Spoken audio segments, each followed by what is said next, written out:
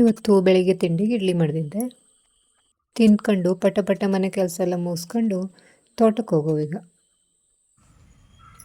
ನಮಸ್ತೆ friends, welcome back to my channel. ಇವತ್ತು ಮನೆ ಕೆಲಸ ಎಲ್ಲ ಮುಗಿಸ್ಕೊಂಡು ಹಾಗೆ ಸ್ವಲ್ಪ ತೋಟಕ್ಕೆ ಹೋಗಿ ಬರುವಳಿ. ಸಣ್ಣ ಮಳೆ ಬರ್ತಾ ಇದ್ದು ಇವತ್ತು, ಆದರೂ ತೋಟಕ್ಕೆ ಬರಲೇಬೇಕು. ನನ್ನ ಚಾನಲ್ನ ಯಾರ್ಯಾರು ಸಬ್ಸ್ಕ್ರೈಬ್ ಮಾಡ್ಕೊಂಡಿದ್ರಿ ಅವರಿಗೆಲ್ಲ ತುಂಬ ಧನ್ಯವಾದಗಳು. ಹಾಗೆ ಸಬ್ಸ್ಕ್ರೈಬ್ ಮಾಡದೇ ಇರೋರು ದಯವಿಟ್ಟು ಸಬ್ಸ್ಕ್ರೈಬ್ ಮಾಡಿ ನೋಡಿ. ದಿನ ಎಂತಕ್ಕೆ ತೋಟಕ್ಕೆ ಬರೋ ಅಂದರೆ, ದಿನಾಲು ತೆಂಗಿನಕಾಯಿ ಬೀಳ್ತು, ಹಾಗೆ ಚಿಕ್ಕ ಚಿಕ್ಕ ಅಡಿಕೆ ಬೀಳ್ತು, ಹಣ್ಣಾದ ಅಡಿಕೆ ಬೀಳ್ತು. ಹಾಗಾಗಿ ದಿನ ಬೆಳಿಗ್ಗೆ ಅಥವಾ ಮಧ್ಯಾಹ್ನ ಬರದೆ ಹೋದರೆ ಯಾರಾದರೂ ತೋಟಕ್ಕೆ ಬಂದು ಕದ್ಕೊಂಡು ಹೋಗ್ತಾ, ಇಲ್ಲಾಂದರೆ ರಾತ್ರಿ ಹಂದಿ ತಿಂದಾಕ್ತು. ಹಾಗಾಗಿ ದಿವಸ 1 ಸರಿ ಅಥವಾ 2 ಸರಿ ಬರಲೇಬೇಕು ತೋಟಕ್ಕೆ. ಇದೊಂದು ತೆಂಗಿನ ಮರದ ಬುಡದಲ್ಲಿ ಇಲ್ಲೊಂದು ಕಾಯಿ ಬಿದ್ಕೊಂಡಿದ್ದು, ಹಾಗೆ ಇಲ್ಲೂ ಒಂದು ಕಾಯಿ ಬಿದ್ಕೊಂಡಿದ್ದು. ತೆಂಗಿನ ಮರ ಅಲ್ಲಿದ್ದು, ಆ ಮರದ್ದು ತೆಂಗಿನಕಾಯಿ ಇಲ್ಲಿ ಬಿದ್ದು.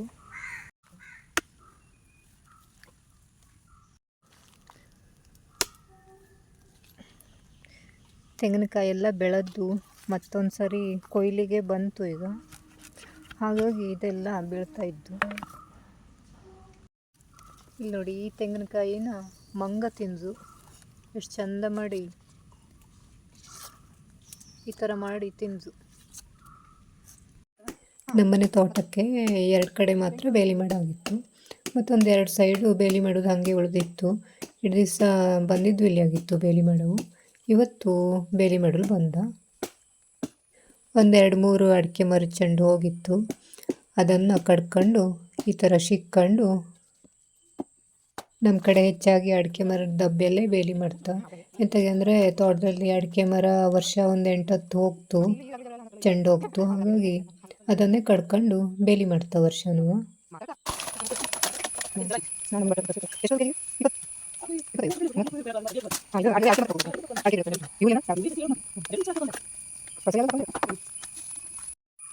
ಈ ಥರ ಅಡಿಕೆ ಮರ ಕಡಿಯೋದು ಮತ್ತು ಈ ಥರ ಸಿಗಿಯೋದು ಎಲ್ಲ, ಬೇಲಿ ಹಾಕೋದು ಎಲ್ಲ ಇಬ್ಬರು ಮಾಡೋ ಕೆಲಸ ಅದು.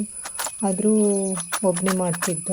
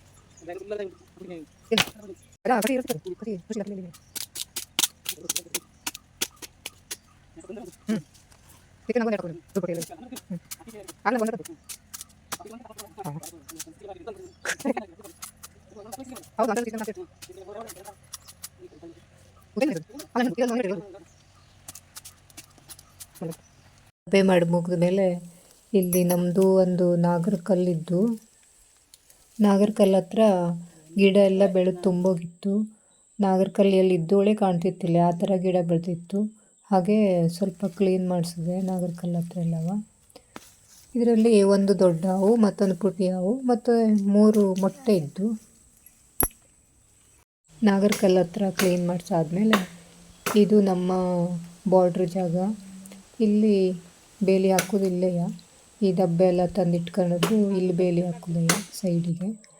ಇಲ್ಲಿ ಯಾರಾದರೂ ಹತ್ತು ಬರುವಂಗಿದ್ದು, ಹಾಗಾಗಿ ಮೊದಲು ಬೇಲಿ ಹಾಕ್ಸೋವು.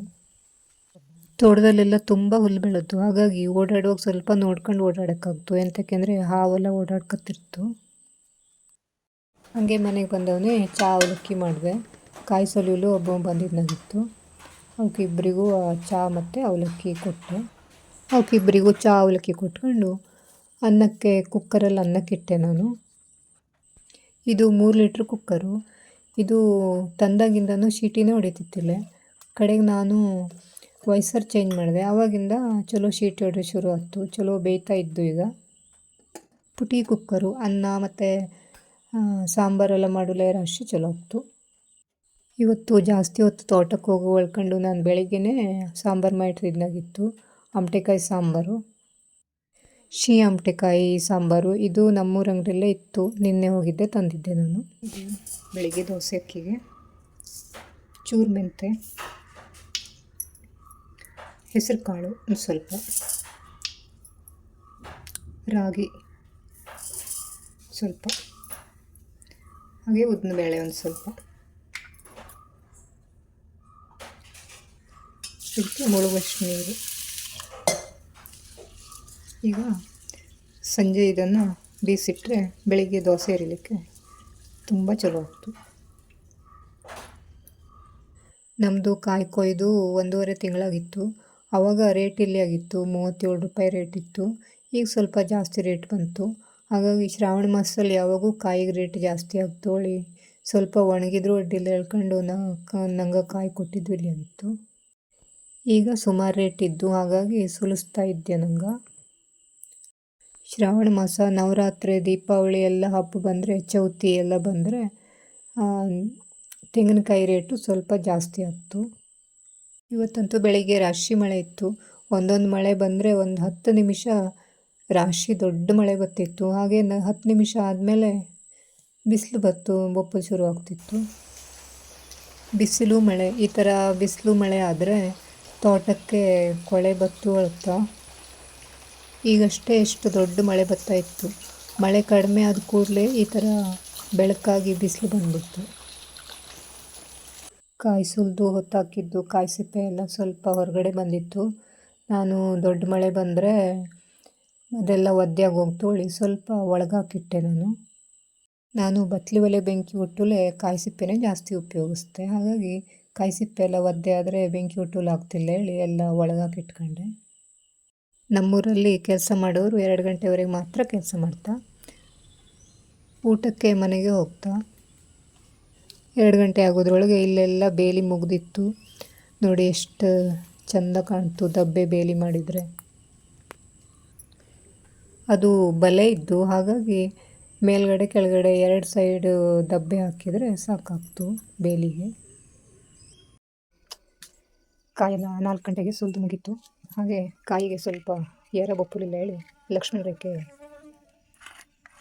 ಈ ಥರ ಹಾಕಿರ್ತಾರೆ.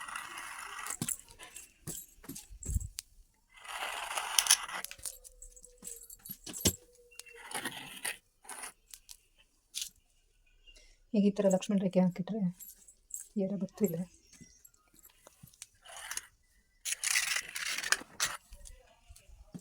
ಇನ್ನು ಕಾಯಿ ತಗೊಂಡು ಬರೋದು ನಾಳೆಗೆ, ಹಾಗಾಗಿ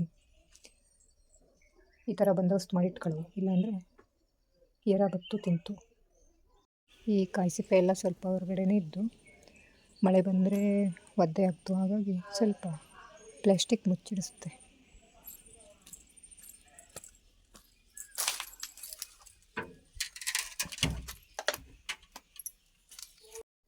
ನನಗೆ ಅಡುಗೆಗೆ ಬೇಕಾಗ್ತು ಒಂದು 4 ಸಣ್ಣ ಸಣ್ಣ ಕಾಯಿ ತೆಗೆದಿಟ್ಕೊಂಡಿದ್ದೆ. ಹಾಗೆ ನಾಡ್ದು ನಾಗರ ಪಂಚಮಿಗೂ ಒಡ್ಸಲು ಬೇಕಾಗ್ತು. ಸಣ್ಣ ಸಣ್ಣ ಕಾಯಿ ಇದ್ದರೆ ಚಲೋ ಆಗ್ತು. ಸುಮ್ಮನೆ ಇಲ್ಲರ ದೊಡ್ಡ ಕಾಯಿ ಹಾಳಾಗೋಗ್ತು. ಅದಕ್ಕಾಗಿ ಸಣ್ಣ ಸಣ್ಣ ಕಾಯಿ ತೆಗೆದಿಟ್ಕೊಂಡಿದ್ದೆ. ನನ್ನ ಚಾನಲ್ನ ದಯವಿಟ್ಟು ಸಬ್ಸ್ಕ್ರೈಬ್ ಮಾಡಿ ನೋಡಿ. ಹಾಗೆ ತುಂಬ ಜನ ನನಗೆ ಸಬ್ಸ್ಕ್ರೈಬ್ ಕೊಟ್ಟಿದ್ರಿ, ಮತ್ತು ಲೈಕ್ಸ್ ಮಾಡಿದ್ರಿ, ಕಮೆಂಟ್ಸ್ ಮಾಡಿದ್ರಿ. ಎಲ್ಲರಿಗೂ ತುಂಬ ತುಂಬ ಧನ್ಯವಾದಗಳು. ಹೊಸಬ್ರು ಯಾರಾದರೂ ನೋಡೋರು ದಯವಿಟ್ಟು ಸಬ್ಸ್ಕ್ರೈಬ್ ಮಾಡಿ ನೋಡಿ. ಮುಂದಿನ ವಿಡಿಯೋದಲ್ಲಿ ಕಾಯಿಗೆ ಎಷ್ಟು ರೇಟ್ ಆಯ್ತು ಮತ್ತು ಎಷ್ಟು ಕ್ವಿಂಟಲ್ ಸಿಕ್ತು ಕಾಯಿ ಹೇಳಲ್ಲ ಹೇಳ್ತೆ. ಮುಂದಿನ ವಿಡಿಯೋದಲ್ಲಿ ಸಿಗ್ತೆ ಅಕ್ಕ. ಧನ್ಯವಾದಗಳು.